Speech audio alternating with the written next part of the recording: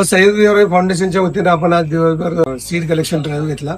खूप विविध प्रजाती आहेत पश्चिम घाटातल्या, त्या गोळा केल्या आणि विकास हायटेक नर्सरी बरोबर आपण एक जॉईंट असं ठरवलं की आम्ही त्यांना बिया देणार, त्यांनी आम्हाला रोपं द्यायची आणि महाराष्ट्रात मोकळ्या जागा जितक्या भरता येतील तेवढ्या भरायच्या. देशी झाडं, देशी प्रजाती आणि आपलं वैभव आपण टिकवलं पाहिजे. बाकी तर पैसे कमवण्याचे काम करत असतात. नामशेष होणाऱ्या जास्तीत जास्त आमचा फोकस आहे की नामशेष होणाऱ्या ज्या व्हरायटी आहेत, ज्या आपण बघतोय की अवघड आहेत, क्रिटिकल आहेत, कमी वाढणारे आहेत आणि त्या सोप्या नाहीत म्हणून त्याकडे दुर्लक्ष जादा होते. तर त्याच्यावर आम्ही जास्त काम करतोय आणि त्या झाडं जास्तीत जास्त वाढवायचे प्रयत्न करतोय. विशेषतः दुर्मिळ झाडं जे नामशेष होत चालले आहेत, कुठं झाडं बघायला मिळत नाहीत, अशी झाडं आपण वाढवायचा प्रयत्न करतो.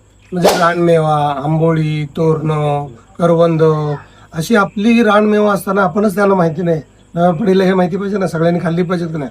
नुसतं आंबा पेरून फणस आणि सीताफळ खाऊन चालेल का? तर ह्या रानमेवा यावर्षी जास्त करायचा विचार आहे.